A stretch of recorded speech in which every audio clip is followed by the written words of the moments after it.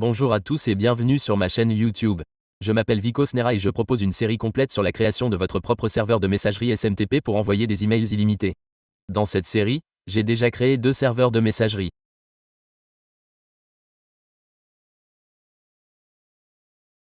Il y avait une vidéo sur le serveur de messagerie, le serveur de messagerie web et le serveur de messagerie postale, ainsi que 4 ou 5 vidéos sur le serveur de messagerie web. Je vais maintenant commencer par une vidéo sur le serveur de messagerie cPanel. Comment créer un serveur de messagerie sur le panneau C et envoyer des emails illimités?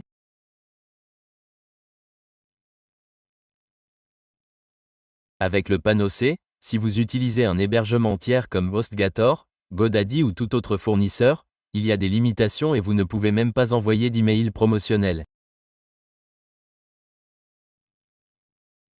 Dans cette vidéo, je vais créer un serveur WHM cPanel sur mon serveur VPS. Pour cela, cliquez d'abord sur « Créer », puis sur « Droplet ». Ensuite, accédez à la Marketplace ici. Vous pouvez également le faire sur Ubuntu. Cependant, sur la Marketplace, WHM et le panneau C sont disponibles. Un simple clic suffit pour l'installer. Je sélectionne donc WHM ici. Vous trouverez ici le panneau de configuration et WHM. Qu'est-ce que WHM? WHM permet de créer un nombre illimité de comptes panneaux de configuration. Il est principalement utilisé pour la revente. Il existe un logiciel appelé WHMCS. Il permet de créer un site web de revente et de créer automatiquement des comptes cPanel. Il envoie également automatiquement les informations aux clients par email, etc. WHM est donc utilisé à cette fin. Ensuite, vous devez choisir un forfait ici. Je sélectionne une machine à $10. Vous pouvez ensuite sélectionner le centre de données en fonction de votre région. New York est la valeur par défaut. Bangalore est également disponible si vous souhaitez choisir l'Inde. Ensuite, vous devez créer un mot de passe route ici.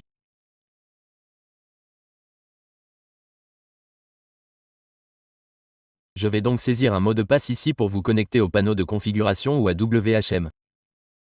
Vous devez créer ce mot de passe.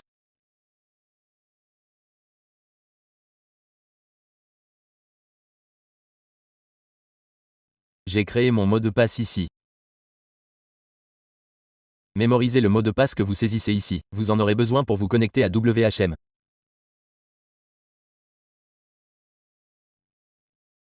Ensuite, vous devez saisir le nom d'hôte ici. Vous devez indiquer le domaine que vous utilisez ici.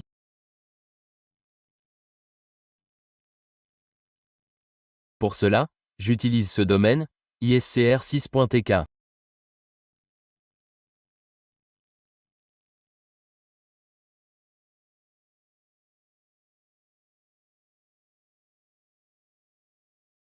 Ensuite, je clique sur « Créer une droplet ». Cela prendra environ 1 à 2 minutes. La droplet sera alors créée. Je mets la vidéo en pause jusqu'à ce que la vidéo soit créée. Le panneau de configuration et WHM sont installés. Que devez-vous faire pour l'exécuter? Copier cette adresse IP. Je colle l'adresse IP dans un nouvel onglet. Ensuite, j'ai saisi WM.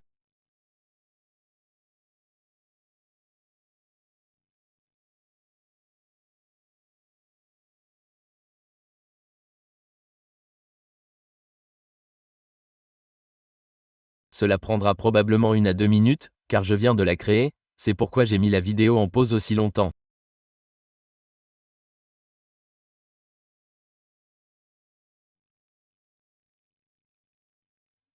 Lorsque j'appuie sur Entrée sur cette adresse IP et que je l'exécute, la vidéo est redirigée vers le domaine que j'ai défini précédemment. Connectons maintenant ce domaine à cette adresse IP. Copiez cette adresse IP. Dans les paramètres du domaine, accédez à « Gérer les domaines ». Quel que soit votre fournisseur, GoDaddy ou autre, accédez à sa zone DNS. Je viens ici pour gérer le DNS. Je l'ai déjà fait. Je supprime les anciennes entrées. Il faut d'abord sélectionner le type, puis définir le TTL à 300 pour une indexation plus rapide.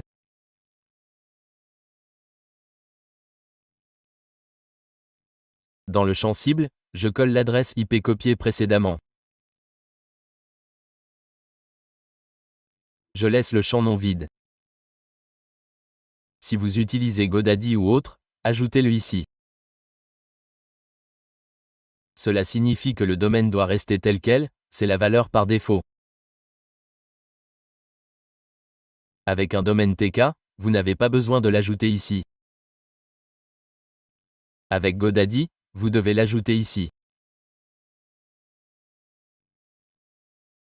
Ensuite, je clique sur « Enregistrer les modifications ».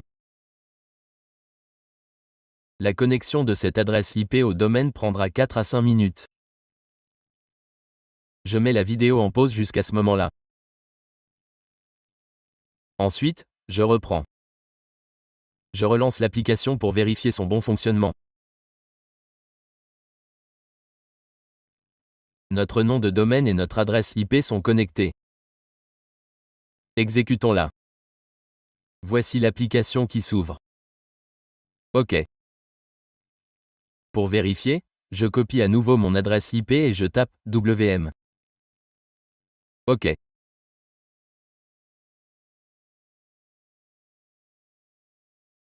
Lorsque je saisis cette information, la redirection se fait vers le nom de domaine avec le port 2087.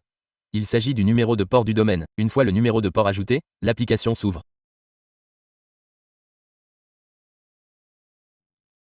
OK.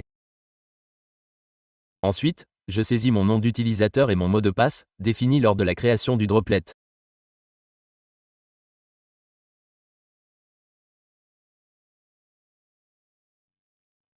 Je clique ensuite sur « Se connecter ». La connexion est établie. Vous devez ensuite accepter certaines politiques de confidentialité. Je clique sur « J'accepte ». OK.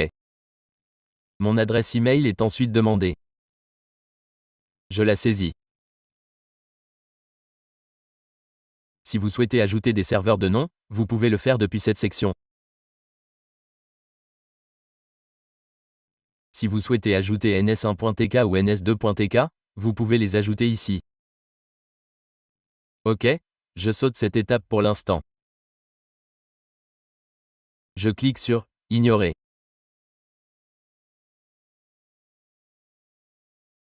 Mon WHM est désormais entièrement connecté.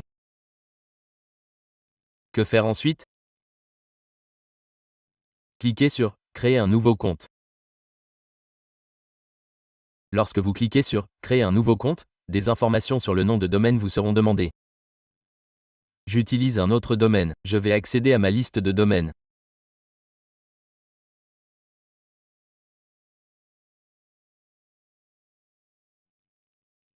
Je copie ensuite ce domaine et je crée un compte cPanel pour celui-ci.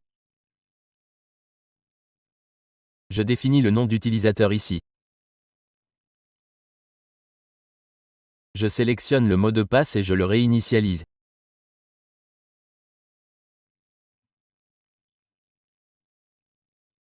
Je saisis ensuite l'adresse email ici. Ensuite, je choisis un forfait. Nous n'en avons pas encore créé. Je sélectionne celui par défaut. Ensuite, il y a quelques paramètres. Je les laisse par défaut. Je laisse également les paramètres de routage du courrier comme configuration de détection automatique. Pour les paramètres revendeur, vous pouvez définir un compte comme revendeur. Il n'est pas nécessaire de le définir comme revendeur. Maintenant, pour la revente, cochez cette case. Ensuite, il y a les paramètres DNS. Je coche les deux options. Utilisez les serveurs de nom comme registrar de domaine et j'accepte localement. Je laisse cette case décochée car je n'ai pas encore créé de serveur de nom. Les serveurs de nom par défaut sont disponibles ici. OK. Ensuite, je clique sur « Créer ». OK. Après avoir cliqué sur « Créer », toutes mes configurations s'affichent ici. Je clique ensuite sur « Accéder au panneau de configuration ». Je suis redirigé vers le panneau de configuration. Le domaine principal saisi précédemment apparaît. Quelle est son adresse IP? Regardez cette adresse IP. C'est la même.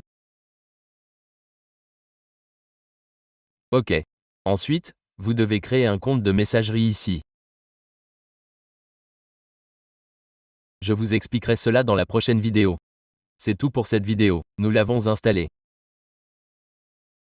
Ensuite, j'ai ajouté ce domaine ici. Je vais également le connecter à cette adresse IP pour gagner du temps dans la prochaine vidéo. OK. Ensuite, je vais dans « Gérer les domaines ». Je vais dans « Gérer le DNS » et je dois sélectionner le type. Je vais définir le TTL à 300.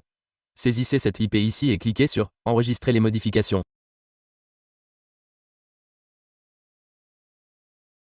OK, c'est enregistré. Après un certain temps, cette IP sera connectée à ce domaine que j'utiliserai dans la prochaine vidéo. OK. À partir de ce domaine, nous allons créer un compte de messagerie. Nous configurerons ensuite DKIM, SPF et d'autres paramètres. Nous les ajouterons au DNS ici. Ensuite, nous testerons la messagerie. J'expliquerai tout cela dans les prochaines vidéos. C'est tout pour cette vidéo. De nombreux autres serveurs de messagerie sont à venir. Il y aura AWS, et le plus puissant est PowerMTA. Une longue série d'articles sera également consacrée à ce sujet. J'y reviendrai également. Alors, abonnez-vous à ma chaîne YouTube, car de nombreuses vidéos similaires sont à venir. Merci d'avoir regardé la vidéo.